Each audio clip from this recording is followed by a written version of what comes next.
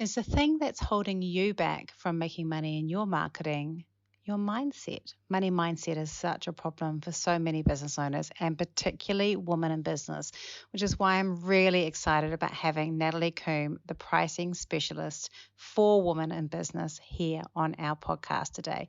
She was back on episode 6. Go check it out. It's a great episode. And I asked her to come back for episode 100 to talk to us about money mindset.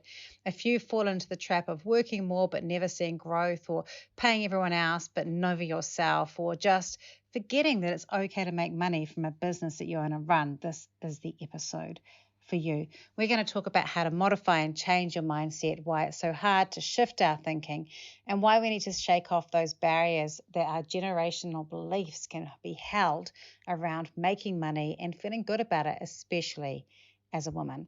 This is a must listen to, and I would love you to come and listen to this podcast with me. I'm your host, Rachel Klaver, and if you've got questions coming out of this podcast, come along to the Facebook group and ask them in there. Map It Marketing on Facebook for those questions. Let's get started with Natalie. Welcome. This is Map It Marketing, and I'm your host, Rachel Klaver. I love helping small business owners become more confident and more capable with their marketing. So this podcast is all here to help you do just that. It's me and the help of some great guests helping you learn new skills, new strategies and ideas. Let's jump in and get started.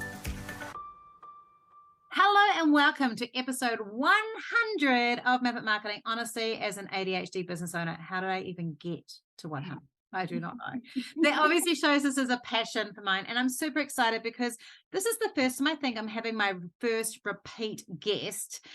Natalie Coombe was on episode 5, and her podcast is the highest, most listened to podcast as a guest on my podcast out of the 99 episodes.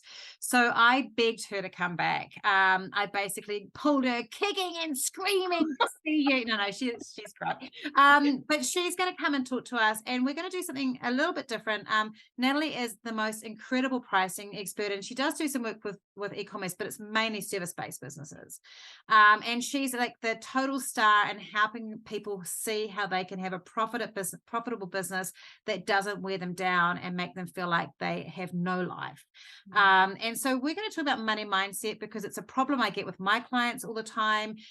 Those of you that are listening that are clients will know that this is all about you, that I chose this for you. You're going to feel very targeted and triggered, and you should. And if you need to, you might need to talk to Natalie as well. But Natalie, do you want to just briefly introduce yourself and what you do? Yeah, I'd love to. And thank you for getting me kicking and screaming onto the 100th podcast. Really didn't have to try that hard. No, I didn't. It was great. I was so chuffed. Yes. Yeah. That was pretty much it. But it was cool. It was super cool. Yeah. No, well, I am Natalie Coombe, and I help predominantly women in business to nail their pricing and their profit so they can create a lifestyle that they love and have a business that supports and funds that lifestyle, because that's kind of why we're in business in the first place. Exactly. And it's interesting because I know that you've worked with, because she said it, she's I don't know if she's physically said a post about it, but she said it on a post on LinkedIn. You work with Sheree from Digital Picnic, who I have like a massive mutual marketing agency crush. Like she's got like a really big successful agency in Australia. And what I love is that your system works with a solopreneur who's like going, I've been freelancing, I think that I'm not what I'm doing, I'm not too sure how I'm going to do it, and you give them the tools to do that. But you can also work with someone like Sheree, who's built this incredible business built on complete passion, has so well known and so regarded, but still needed to have that help in terms of paying herself and valuing herself. Yeah 100%. This is a really interesting thing.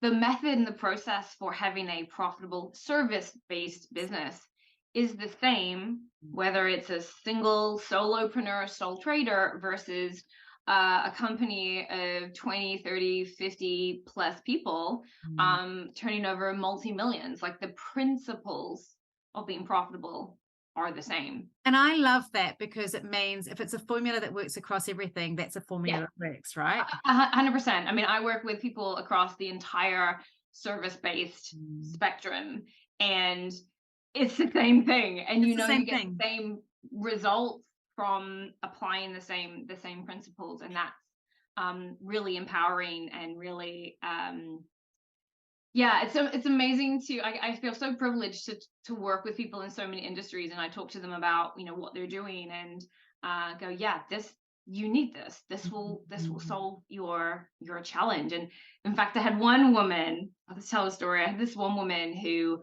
every time I launched Now Your Pricing, I only run it a couple times a year, she would get in a call or she would email me and she's like, will it work for me? Will it work for me? And she had an embroidery business. And I'm like, I'm not convinced it will do exactly what you need because you have so much cost of sale. Yeah. So I would say no, because I'm not going to take her Yeah, money. I'm like that too. I'll say no, it's not right fit. And then about 2 years, I think I'd run it maybe 3 times. On the 4th time, she didn't even ask me. She just signed up. I love got it. this email. She has signed up. I'm like, all right, good on you. She was convinced it would work. Yeah. And within 12 months of doing the work, she had bought their first lifestyle property. She paid off all her debt. That's She was paying herself amazing. weekly, bought a lifestyle property. And you're like, damn, lady, you knew it.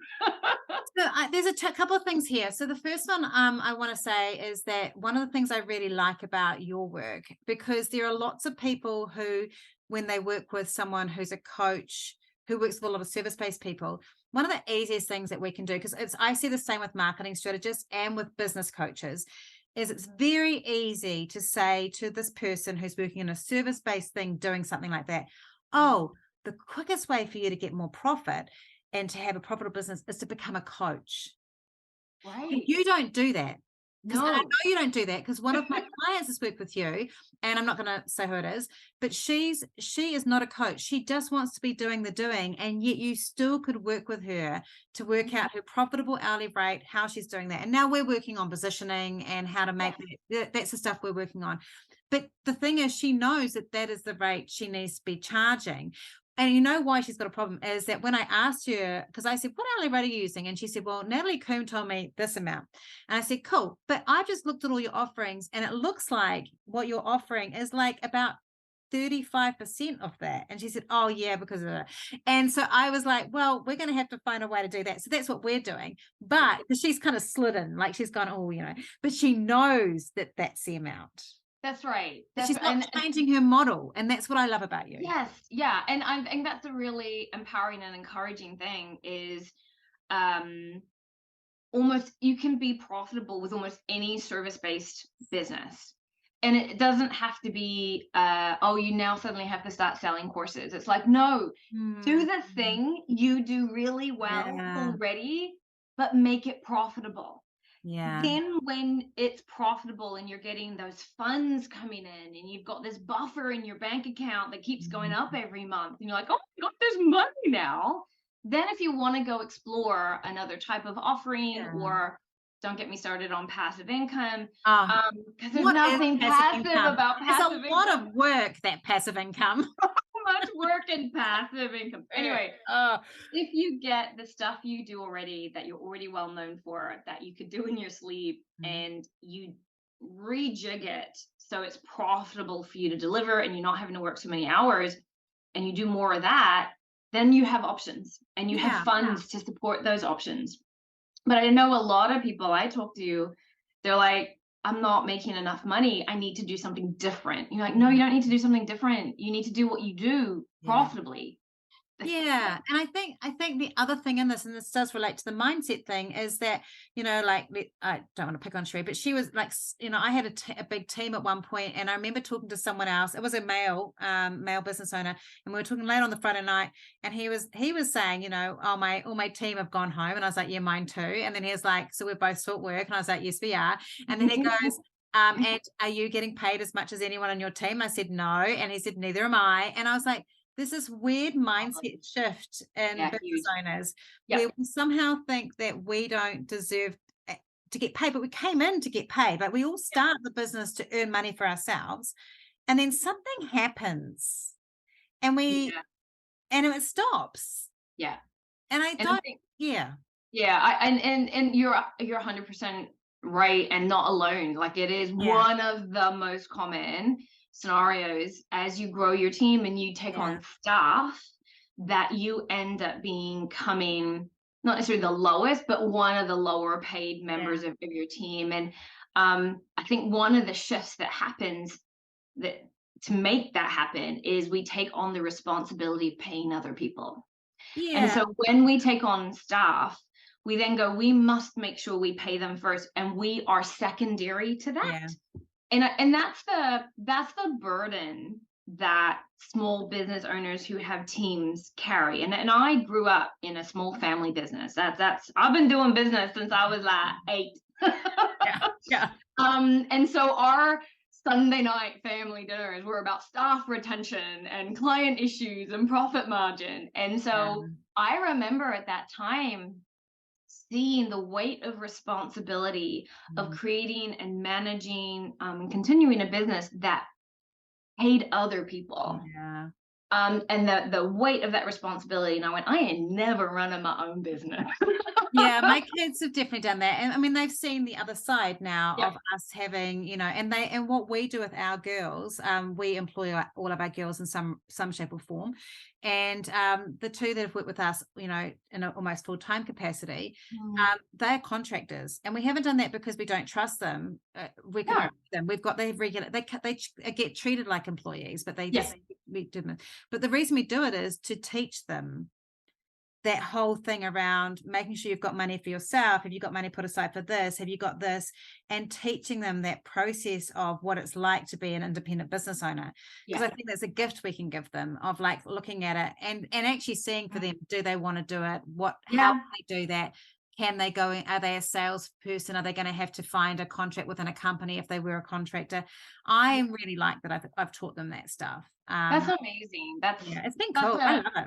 It's huge. It's such a life skill. And I think one of the challenges, and I know a lot of the women in business that I work with, we're not, as we grow up, we're not encouraged to be curious about finances. Yes. We're not encouraged to know what the family budget is, and how we're managing the budget. It's like, no, that's none of your business. Yeah. And so then we turn into business owners and we're like, oh, it's none of our business. Yeah. And it's quite interesting. 100% your business now. Yes, it's your business. We've been watching Mad Men and oh my gosh, yeah. I'm rewatching it's Rod's first time and he isn't going, what? Like there'll be a thing like, the executive bank account where all your things go sent to the office so the wife doesn't need to know what you're spending your money on. And I'm just like, thank goodness things have changed, but in lots of ways things haven't changed a lot. Often if you've got like set responsibilities or things like that, you cannot have a big overview of where the money's going. And you actually have to be proactive in those conversations if you're in a partnership, I think. 100%. Yeah. And I think it's up to us. It's up to us as in this case, as women, to go, I have a right to know this information. Like this information is important to me and my loved ones. And I have a number of clients who come and work with me because they're like, I need to earn enough to get a mortgage because I want to, in this case, in some of their cases, I want to leave this marriage, but I can't support my family currently. And you're like, that's dire. But that learning process to go, what do I need to sustain and support my family and provide for them in abundance and have a house for us and build a home? What does that look like is such a growth journey for them to go on. It's horrible that they have to, but at the same time, incredibly empowering when they take ownership for that. Do you think, so that's a good question. So one of the things I get my clients to do, because we're going to focus on the mindset thing. So when I have a client that's really stuck, and when I'll say to them, I was saying to you before, I asked someone recently, what do you want as your goal, your turnover goal, or your profit goal? And profit, I can't even think about that. I would just like my business to break even. And I'm like, so that's a warning thing. So I sent them away with homework and I said, I want you both to think about what do you want your life to look like? What does your life look like? Are you going out for meals? How often are you working? Like, what is it? And when they came back, they had actually found that even that process really, really difficult, which showed the brokenness of that thing. Do you think that sometimes we're scared to look at what's to be or what could be because we just scared we're not going to get there? Yeah, 100%. I think, often I do the same process and say, right, what do you want to earn? What have you even given yourself permission? What do they say? Do you find that often really undersell themselves? I normally don't get the right answer till the third question. Yeah, no, it's some people know. Some people are like, I Yeah. want this. And often they've come from perhaps higher paying corporate jobs. And Yeah, they're I like, think I want that's it. different. They go, That I is want to match my corporate job. Then they know Right. that that's the value. They've got a number. Yeah. For those that perhaps haven't come through that path into business ownership, Yeah. I think there is this fear for a lot of women and business owners in general, where you go, if you were to put out what you really wanted into the universe would laugh in your face and go, you're freaking kidding. That's not happening. Yeah, I think it is. I think that that's true for lots of things. Like I know that I've said this before on a podcast, but I haven't said it to you, but I had gastric sleeve surgery last year, and my deciding moment for that was I'd been talking about it, and we're Rod and I out for a lunch, and he said, "You've been talking about it a lot. Do you want it?" And I said, "I don't want to put anyone out." And he went, "Well, that's a crappy reason not to have it." And I went, "Oh, I've got a really broken mindset around my own value." And it was a really interesting moment because I felt like I'd done a lot of work on that around money mindset and business, all this stuff. And I was like, damn that Natalie Coombe who said that business is the biggest self-development journey you'll ever have. I was like, she's so damn right, but this is also going to be one of them, and it's going to be a big year. But I do think that there is this thing where you almost feel like if you say it, that there's a fear that something out in the universe is going, oh, is that what you want? Well, I'm just going to come and stomp on that idea and you're never going to get it. Yeah. And it's weird. It is a weird when you stop and think about it, which often happens with these mindset things. When you say them out loud, you're like, sorry, we think what? Yeah. But no, I do think there is that fear. The irony, and you and I were talking a bit about this before, the irony is when you give yourself permission to get clear on what you would like, right? We're not going, I'm going to make this happen. I'm amazing. I mean, you can do that too. But even just getting clear on, do you know what I would like? I would like to not work Fridays. Yes. I would like to earn X amount per week or per month. Yeah. I'd like to not work the evenings. Just getting clear in your mind, maybe writing it down, whatever works for you. Suddenly your conscious mind goes, oh, is that what we're heading towards? And you will identify opportunities to make it happen. Yes. But when you bury what you want in the background, your conscious mind's got nothing to work with. It's going, well, we'll just take everything, Yeah. And then you can end up in a situation where either one of kind of two things happens. One, nothing happens. You don't move forward at all. You stay in this grind. Nothing really materializes. And you don't earn anything, and or the second thing, you get stuck on a treadmill. Well, the second thing happens, which is you'll become more successful, and your business will take over your life. Yeah. Right? Because you haven't been intentional about creating a business that supports and funds your lifestyle. And so instead, we hustle and grind, we get more work, we say yes to more clients, we get near burnout, but hey, we're making 10K months, woohoo! And it takes over your life. So it's really important. And like, if there's one action anyone wants to take from this, is to give yourself permission to ask, what would I like? I think what would you like is so important. Like I know, because we were talking before, that Rod and I, we're going to relocate and we're not going to have kids next year. I mean, we're still going to have kids, but they're not going to I know there's a different stage.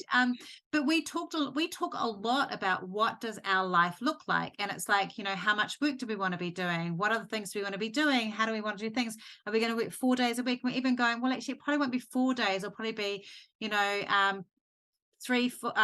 3 full days into half days, or we're being really specific about what it looks. We don't want to work weekends, we don't want to work nights. How does this look? How much travel do we want to be doing? All those questions, we're really specific. And then what happens to your brain is you go, actually, the way that my offer of what I'm currently doing, that's part of the business, when I do that and the team we've got, we're not going to quite hit being able to do that because we've got this tie in here. And then your brain starts to go, if I rechange this and jig this around or adapted this. And to be honest, we did this and it didn't involve a price increase. It just changed the way we did things. Yeah. And I love it. And we're heading towards that because I have that. We're getting that life now before we even move. Yes. you know, and that's it. The brain does it. Yeah. And there are extra things you can do to make it more predictable, that those get more predictable to get those results. And that's a lot of what I work with my clients you do on. that. That's the stuff you do, magic stuff. But it's that's right. It's here are the tools and the steps and the all the nitty-gritty to make it happen. Like, we're talking airy fairy here, and you need, if you don't know how to make those changes or what that price should be, that's when they need to work with you. But that mindset thing, anyone can sit there and do that, imagining. That's the really exciting part is, and one of the things I love about this conversation is that just doing something as simple but perhaps challenging and confronting as asking yourself, what would I like? What would I like to happen? And gives your mind the ability to go, oh, that's what we're heading towards. The other step that you can add in, which will make it even more powerful, is to go, what is one thing I could change or do or ask for help? One thing that will get me closer to that goal and make it. I saw you say this, by the way. I saw you say this on a post you said the other day, and I really liked this. You said, I was surprised by the post, actually, because I was reading it, and then I was like, oh, I don't know if I like the last sentence, because it triggered me. It always triggers me, which was like, so I want you to ask for help this week. And I was like, oh, get stuffed, Natalie. But I'll tell you why. I have had to learn to ask for help. And when I was a single parent and I had 3 kids, I decided that I was going to find this leather lounge suite on, it was $150. So it was a steel pink leather lounge suite couch. Amazing. Italy. And I bought this really expensive red chair for $1 from the same purse. Amazing. Like the big red chair. And I went and got it, put it on the trailer. And then I wanted to bring it into the house, and I had people offering me, and I was like, I can do this myself. And I literally spent 3 days throwing temper tantrums, wanting to be able to do it myself. I'd try and pull it in, couldn't do it. The kids were too little to pick anything up. I'd go and cry on the bed, and then I'd try the next day. And then I went, oh, this is ridiculous. Put a note on Facebook, asked for help. Within 35 minutes, everything was in the house. Yeah. Yeah, that's a good learning. That is that was the point where I realized that asking for help is not a bad thing. It is. And this is, no, 100%. But it's also really interesting. And there is a social media woman who I've temporarily forgotten her name. She did a post about this, and I want to give her credit, so I will try and find her name. But she was talking about, in terms of how we raise our children, there's a phrase that we use that is incredibly disempowering, which is, oh, look, you did it all by yourself.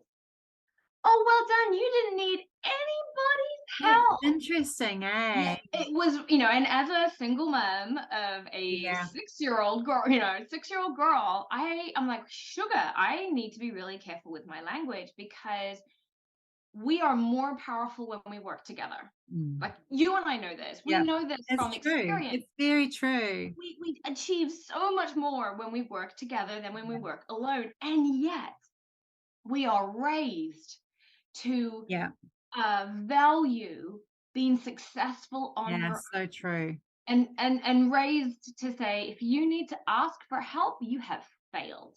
I think that's so true. And for women too, there's this often pressure where you are aware that people might be looking at and going, oh, that's that little side business, or, oh, you're working from home, so I'll come over for lunch, And so I think there's this thing where you don't want to show weakness. Yes.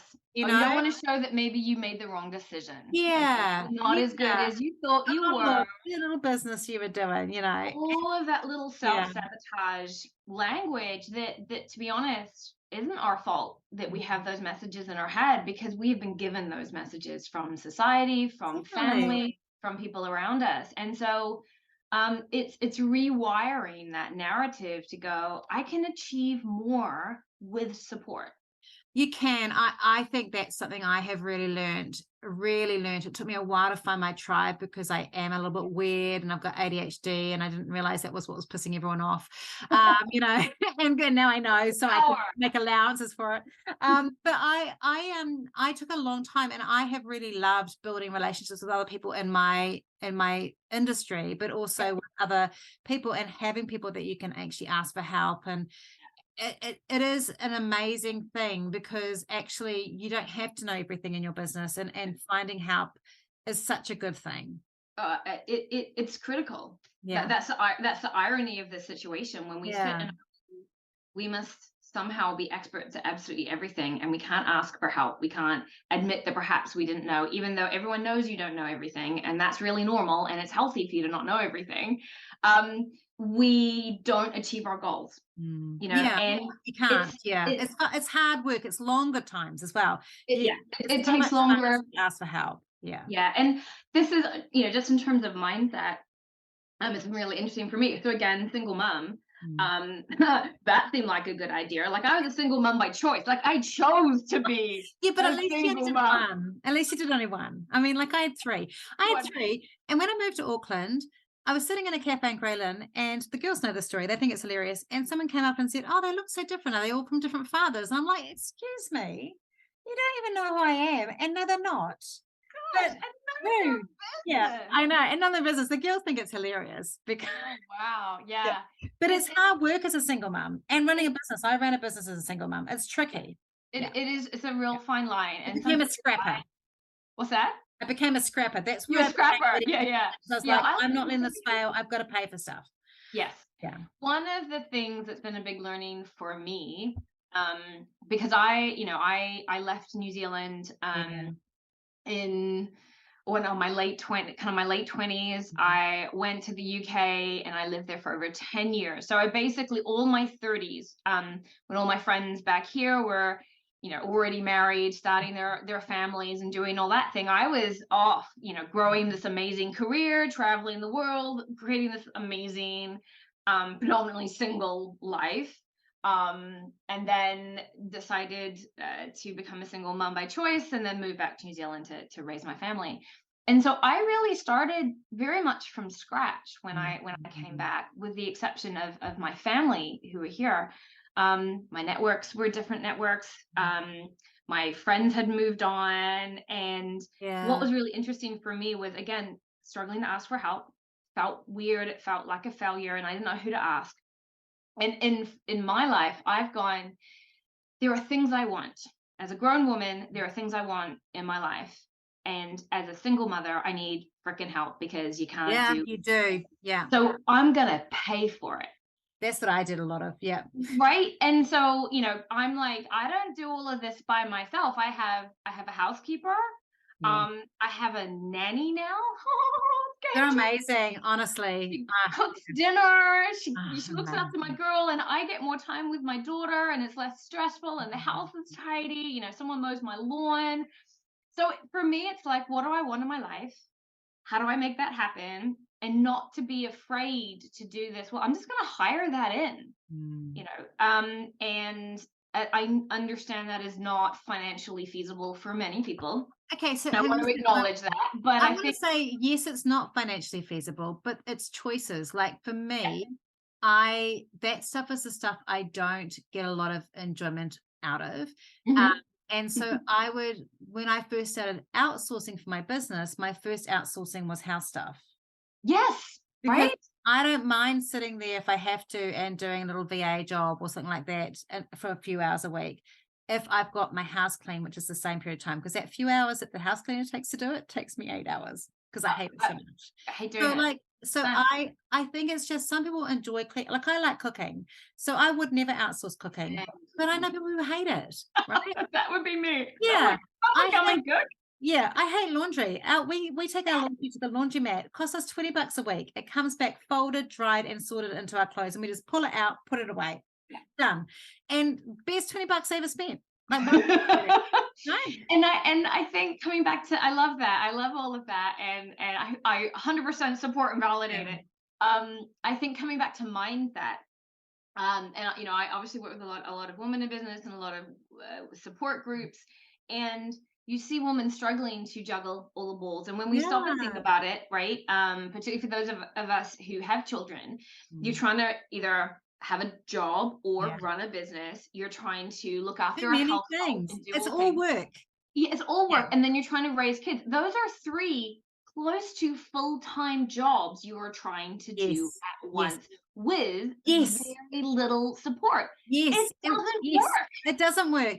And this was the light bulb for me, I think only 2 years ago, where I suddenly went, hang on a minute, what if I put the value of my business and my parenting and my home stuff all on the equal page? Yeah. And then from that went, well, I'm only going to do all of that stuff in a 9 to 5 hourly thing. Yeah. What would I have to change? What things would I have to change to make that happen, to make it, and also have some time for me, you know? Yeah. And so what now, if I'm cooking dinner that night, I leave the office early to give myself a bit of space in between, instead of coming home and then having to cook dinner. And then starting straight away. Both work. Yeah. And it's just this headspace of going, both of those things are valuable. Why am I devaluing my own energy and my own space to do? And this mindset changed the model of the business. Like, it changed because I was like no longer prepared to go, oh, that's not counted as work. It's just it's still work. It's 100%. And it's still your time. It's still my time, and my time is limited. I'm 51, so I have to make the most of every moment of my time. we all do, but no, 100%, right? We as you get older, you become more aware of how precious time is. Yeah, exactly. Yeah. And I want to come So with the girls. I want to approach. enjoy that time when I've got, you know, so to have that time, I think when they're younger and when they're teens, it's the time you really go, I really want to have that time with them. And if I'm too busy with work, I can't do that. Yeah, too busy with work, too busy with keeping the house tidy, too busy with doing all of these things. And I think as women, again, we've been put labels on us that to be successful as a woman, you need to be a domestic goddess. You need to be on top of everything in the house, and you need to do it all yourself. And I think it's not possible. We're set up to fail. So society sets women up to fail, and we need to be the ones, unfortunately, that go, I want to swear, stuff this stuff. No, swear, I don't mind. We can pass the swear barrier on here. Fuck this shit. Yeah, fuck this shit is good. Yeah. And go, no, we are not accepting those labels and those expectations that are setting us up to fail. And choose the stuff that you enjoy, that you're good at. Prioritize those and find other ways. It doesn't have to be paying somebody. It can be negotiating with your family that this is household chores. They're not my chores. They're household chores. Yeah. I'm doing these ones. Who's doing the others? I like that. Yeah. I think, and just letting go of that expectation. It's hard, again, mindset. Yeah. That we are successful when we do everything by ourselves. Yeah, and you can get help from things like I get Hello Fresh now, and the reason I get Hello Fresh is that because my biggest issue was people deciding what they liked and didn't like, and then saying what's for dinner. So by getting that, it's already decided, it turns up, and I just have to cook it. So that whole removing, you know, what Dr. Weaver talks about around that emotional load, that the mother load of having to have that in, gone. And so I think that's part of this mindset thing, is often as women in business, we can't get the mindset because our mind is so crowded with juggling all the jobs. That's right. And it's really interesting. People might be going, your business, why are you talking about Hello Fresh? Why are you talking about who's doing the laundry? We can't take that out of our responsibilities or out of the issue as a woman in business. And so it's about, you know, for a lot of the women that I work with, we go through this process, and it's like, right, what do you need to be successful? Well, I'd like to not do the cleaning or the whatever. Budget for it. I love it. And I have worked with people who have, like, for a start, come to me and gone, I'm starting to work with you now because I worked with Natalie and I put you in my budget 10 months ago and I've got you, which is awesome. But I also love it when they go, oh, yes, and I've got such and such because I put a budget in it. And I think that is key. You know, it's one of the things I say is, you know, don't jump into getting a VA, you know, budget for it first, put the money away for 3 months. And when you've got it, you know, and I think that budget, understanding that you can budget is so empowering, because it feels so good when you go, I know I can afford this and I did this for me. Correct. And I think that's one of the, I guess, kind of privileges we have when we do it right. It doesn't happen by default, but when we have, when we're in a position to run our own business, we are in a position to craft that business to support and fund the lifestyle that we want. But we need to be intentional about it. Number one, we need to know what we want. What would we like? And then we need to take action to make it happen. Now, some of those things aren't monetary. Yeah. They're boundaries, they're a mindset, they're conversations. But others involve paying or investing Yeah. in someone or something. And we have that ability to craft that. One of the things I really encourage a lot of my clients to do, particularly if they have school-age kids, particularly young kids, is budget for school holiday programs, budget for after school care, budget for daycare. Now, that's not to say farm off your children, right? No, But it's just making finding it that possible. balance. Yeah. Yeah. Don't stress yourself out feeling like you are failing at both being a business owner and a mother, because you're trying to do two things at once that don't mesh. So, and then they feel like, well, it costs too much to do holiday programs. No, it doesn't.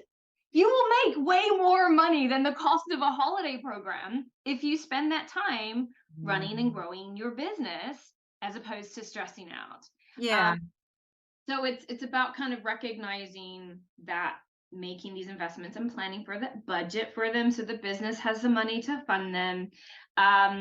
It can be life-changing, can be so empowering. And I know just last night, and I did a post about it, I'd finished work, my nanny was here, and it was 5:15.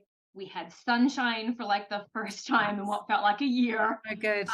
My dog was jumping all over the place, and I'm like, I'm gonna go take the dog for a walk. How nice is that? Because that's something that you can't do as a single mom normally. Yeah. I'm like, this is the first time I think I've done this in 6 years. I know. Isn't it amazing? And it was this, and I'm like, I am taking my dog for a walk at 5:15. My girl is chilling out on the couch at home, and my nanny is cooking me dinner after doing the laundry and cleaning the house. How amazing is that? And you're like, I've done it. Yeah. And that, I think I love that, because I think that is what women forget, that they can have something like that. Even if it's not a nanny, it's also getting your husband or your partner to help. Absolutely. Like, if I had one of those, they would be doing the work. But like also with women, like I am the worst at this. Rod will say, oh, I'll take, Emily to school, or I'll cook dinner. But oh, no, I can do it. He's like, don't, and I'm lucky he fights me on it. But we are our own worst enemies quite often, and even accepting the offer of help as well.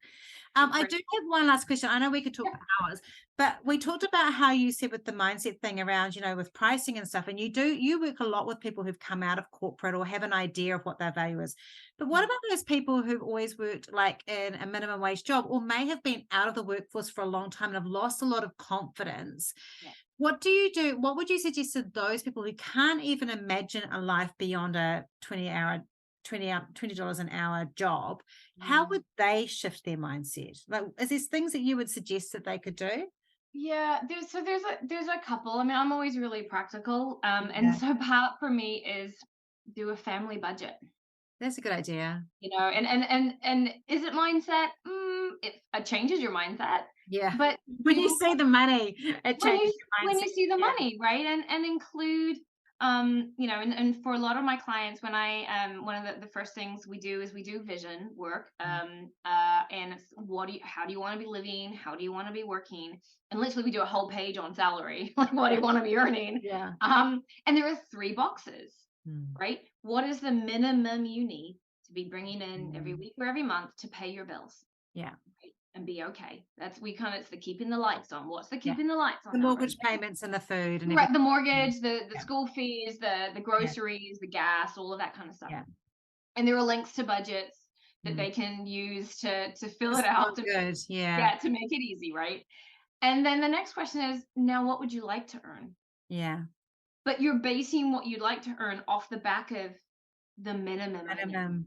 And then when we do pricing, we've got some numbers to play with, because for me, it's always really important that the outcome we get to, whether it's an hourly rate or whether it is package pricing, whatever it is, it feels doable. And if you're starting from a position of not even really paying yourself, just maybe taking some money out here and there and struggling, we want to make that shift, that first transition to be, I'm paying myself consistently every week or every month. We want to make that as easy as possible. So you succeed at it.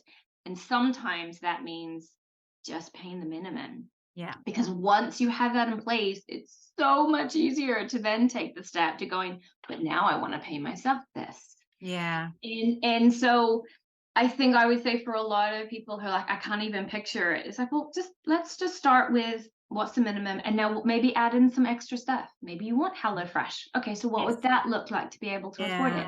You know, maybe you'd like to be able to go on a day trip. What would that look like? Maybe you'd like to be able to buy brand new clothing as opposed to secondhand clothing. What would that look like? So just explore, allow yourself, give yourself permission to explore some of the, what would I like? Understand what that would look like financially. I like that. And make some plans. Because I think it is just getting off the fear of, I don't deserve this, or that's not something I can have, or removing that. But it's actually starting with that really practical thing of, well, actually, what do we actually need? What do we actually Because need? need is a good thing for our brain, right? Like, as soon as you know what your brain needs, what you need, it helps you fix it. Whereas wants can be easier for us to. Well, that's right. Again, we're wired to not value our wants. We're valued to wire other people's wants and needs above our own. Wants as our needs, don't we? That's right. Other people's wants. I need to get that. Yeah. 100%. So as you say, we start with the basics, what we need. And for some people, just making that happen will be a huge shift. Then we go, what would we want? Or maybe what would would we want for our family? You know, let's add that in, because again, it's about other people. And so sometimes that makes it easier to start that shift. This is the order. This is sounding very familiar to a lot of my clients. Like, this is the conversation I have had with them. I'm like, this sounds very familiar to me, what they say. Yeah. So it's you know, and then we do, there is a whole lot of unpacking of generational narrative around wealth, the negativity around making money, profit, it's selfish, greedy, you know, not possible, all of those stories. And sometimes they're generational stories that we have to expose and unpack and challenge. And that takes time, and that can be very confronting, but those are journeys that if we want a different life, perhaps, than what our parents had or our grandparents had, it means we have to do things differently, and sometimes we have to think differently. And so I would just say for people, if that's you, don't be afraid of going on that journey. Don't be afraid of perhaps challenging some of the stories that you've been told, or the role models that you've had. It is possible to have a different life if that is what you want. It's possible to have the life that other people told you wasn't possible. Because they tell you it's not possible because they don't have a frame of reference for it. Correct. So you need to find people who have a frame of reference. You got to hang out with other people who have done it or are doing it. You can't hang out with people who don't understand it. And if you've got people around you in your family dynamic who are going, oh, you should just get a job, or you should just go with your countdown, or you should do whatever, then I know countdown is also a job, by the way. Don't come at me. Sorry, nothing wrong with that. I once said something like, well, you may as well just work at countdown, and someone was like, how dare you? I was like, I know, countdown's a cool thing. Like, that's right. And as we've discovered, those are the jobs that keep society functioning. Yes, they are. And sometimes it's very useful, very, very useful to have a job at countdown, or have someone in your family who's got a job at countdown. So I'm not, but what I'm trying to say is, I think if they have, if you've got only that around you, you have to find a new group of people to hang out with, to hear voices from, because you have to have people that are ahead of you, that are alongside of you. And if everyone else is in a different space, you can't. That is where it becomes really hard to shift your mindset. 100%. If you haven't seen it or got it around you, you need to find, as you've said, you need to find those people who are a little bit further ahead, so you can see a pathway there, and those who are going through it together, so you have that understanding you're not alone. I think that's really, really important. And that's what I've really learned from having a coach and being a coach. And I know this is the same for you, is that is why people choose us often as well, is that sometimes it's just really great to have someone who you might have to pay to be that person, but is going to coach you, because that's the thing that can push you through If someone else has already walked that journey, you get it from free people too. We're not telling you have to pay money, but there are times, I know, like for TikTok, I've got a TikTok coach, and I got them because I did everything I could by learning around with the people around me that I could, and I got to the point where I couldn't go any further. I had to pay for someone else to help me. Yeah. And that's the real, and I love what you're saying there, is you did the free version. Yeah. Do the free first. Yeah, which is great, and it moves you forward until you get to a point where the free version is the bit that's holding you back. Yeah. Then it's worth investing. Yeah, I agree with you. 100%. So this is a great segue. I was told in my previous podcast this morning that I'm really good at segues, so I laid it up really well. Natalie, if people want to get hold of you, who've gone, okay, one, I think I need to work with Natalie on my mindset, but I really need to work with her on my hourly rates and getting the stuff right. And those budget spreadsheets, are they spreadsheets? They're spreadsheets. Yeah, they're spreadsheets. They're amazing. They don't look like spreadsheets, they do. They don't look like spreadsheets. They're tricky. They're like secret source spreadsheets that aren't. They don't look like them. You don't freak out. That's right. I call visual designer, so of systems and software. So I'm like, I want it to look super easy to use and yeah, it's amazing, color coded. And yeah, amazing. So but if they want to get hold of you, where do they go? So you can follow me on Instagram or Facebook, which is Natalie Coombe Online is my handle, or come to my website, nataliecoombe.com. And if you feel like this is something I need, there is a Let's Chat button, booking a time to chat, and we can. Now, we might have missed your next launch for Know Your Pricing, but you do them a couple of times a year. So this will probably come out in about 6 weeks' time. So when's your next one after that? Your Know Your Pricing? Yeah. So the kind of the Q2 really is end of April, and the next one, so end of March, the next one will be in time for October. So they're kind of designed the current intake that when we're doing this is to get ready for the kind of 23-24 year, right. And then October one is really to get ready for 24. So what Natalie is saying is, she's saying that if you put a budget aside for yourself, by October, you'll probably be ready to do Know Your Pricing. 100%. That is exactly what I'm saying. I've been listening. Yes, you have. No, that was awesome. Thank you. Pleasure as always. This was awesome. Thank you so much for being on the show. My pleasure. This is important stuff to talk about. It is so good. Thank you. For the time. Wow, I love it when there's a guest where neither of us want to get off because we want to keep on talking about the topic. And Natalie is so passionate and so knowledgeable about pricing. If you've been feeling a little bit like, oh my gosh, this is about me, do go and check out Natalie if you're a service-based business and you know you need some help. And otherwise, I would really recommend just taking time out to really dream big about where you want to go and see it. I use the Dreams for Our Future to focus every day on where we're going, and it helps me to make better decisions for our business and for our life. Remember, you don't have to be working 40 hours a week or more in your business to make it successful. There are ways around it that you don't have to do that as a business owner. And if you can get that mindset shift change, the whole world opens up for you. I hope you enjoyed this episode. Next week, it's me. We're talking about media kits and how to get on podcasts like this one, or don't all use it for this one, but for podcasts like this one, or getting into media and what you could be doing to get noticed for events and conferences.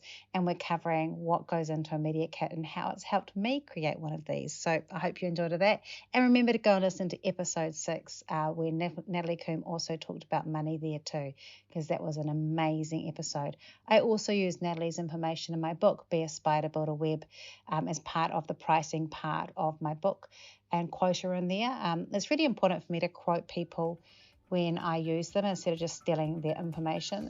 If I've got something specific, I always will do that. So go and have a read of that too, or order the book and have a listen to it there.